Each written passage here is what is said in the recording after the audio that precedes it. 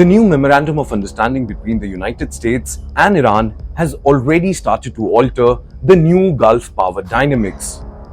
In fact, the contents of the MOU makes one thing very clear, that Tehran might become a central strategic actor in the region. And interestingly, it makes one player feel like the odd one out in the new and emerging equations in the Gulf, and that is the UAE. Well, this is the opposite of what they had hoped from the US-Iran confrontation. Well, don't be puzzled. Let's understand it step by step. First, the US-Iran MOU locks in a ceasefire after months of war and begins reopening the Strait of Hormuz, the choke point of much of world's oil and gas.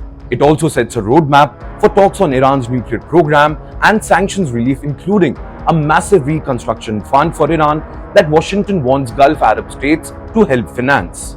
And for Iran, this deal means a chance to move from being a besieged power to a necessary partner in managing regional security and energy flows. On the flip side, for the UAE, which has invested heavily in its alliance with the United States and its normalization in ties with Israel, the agreement underlines how quickly the regional game has shifted and how little say Abu Dhabi had in shaping the outcome of this very deal. So in today's edition of From the News Desk, we will break down for you exactly this: how Iran moves to become a partner rather than a target, and how the UAE has been left facing a difficult balancing act in the changing Gulf order.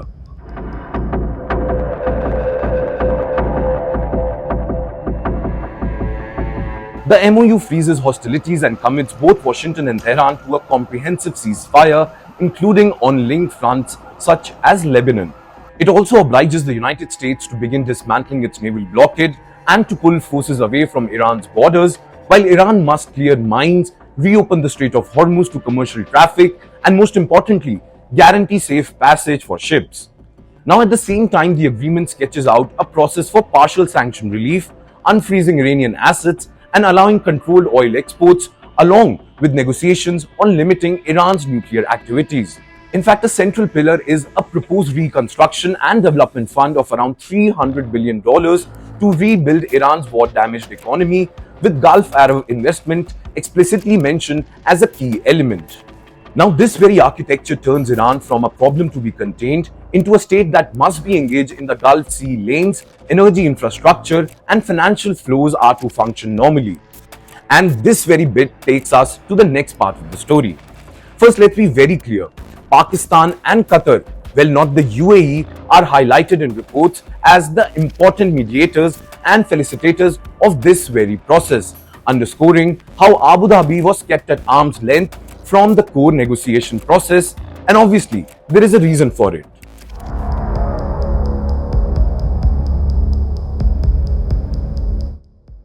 For years, the UAE aligned closely with Washington and more recently with Israel, betting that sustained military and economic pressure would weaken Iran and eventually force it into a position of defeat or capitulation.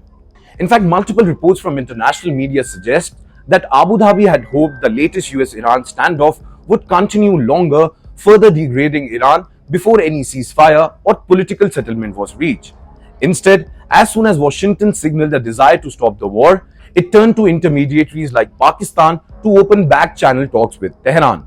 This very move deeply irritated the United Arab Emirates. Pakistani's attempt to stay neutral and act as a mediator was seen in Abu Dhabi as undermining the hard-line front against Iran rather than supporting it. In fact, the fallout was very visible. Reports describe the UAE demanding nearly repayment of billions in Pakistani loans and tightening measures against Pakistani workers, especially Shiites, amid rising diplomatic tensions. Now, reportedly, Emirati officials have also voiced open resentment that Pakistan's mediation and the final ceasefire terms did not sufficiently reflect the heavy damage Iran's missile and drone attacks inflicted on the UAE's territory. Basically, in other words, the UAE appears to have gambled on a long war that would break Iran.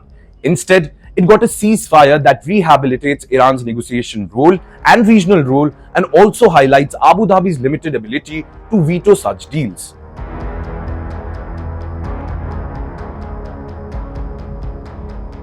Now, the normalization in UAE and Israeli ties under the Abraham Accords was originally sold as a way to gain advanced technology, security cooperation, and an advantage in the struggle against Iran. In fact, the Accords opened the door to unprecedented Israeli presence, including in diplomatic, economic, and security related matters in the Gulf, while largely sidelining the Palestinian issue. Over time, this helped crystallize what many analysts describe as two loose blocks. On one side sits an Abraham Accords axis largely built around the UAE and Israel, focused on containing Iranian influence and relying heavily on US and Israeli security umbrellas.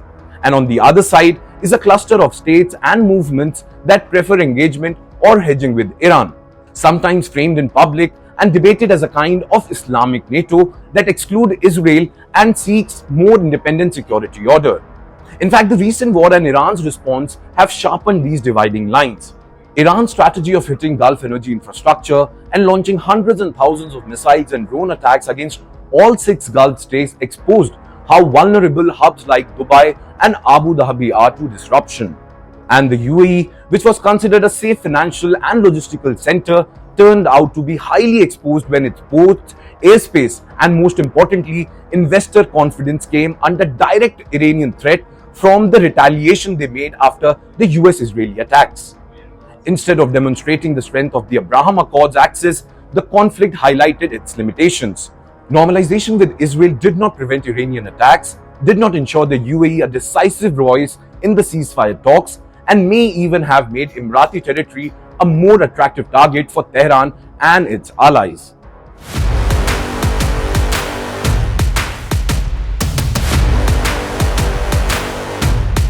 Now, against such backdrop, other Gulf states, but above all Saudi Arabia, are recalculating their options.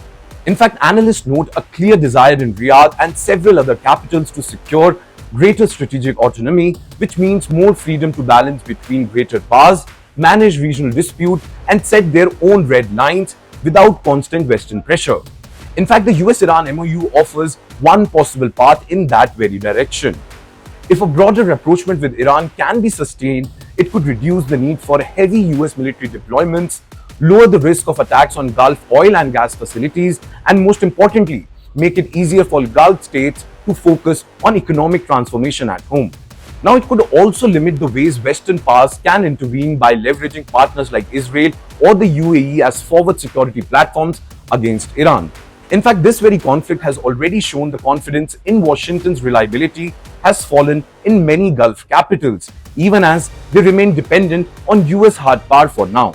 Well, the experience of this war, rapid escalation, painful blows to Gulf infrastructure, and then an abrupt pivot to a US-Iran deal mediated by others has reinforced the sense that relying solely on Western security guarantees is very risky. For Saudi Arabia and other allying states, cautiously opening channels to Tehran while keeping ties with Washington, Beijing, Moscow, and others, basically all big powers, promises more room for maneuver. Now, in that emerging order, Iran is no longer just a threat, it is a neighbor that must be bargained with.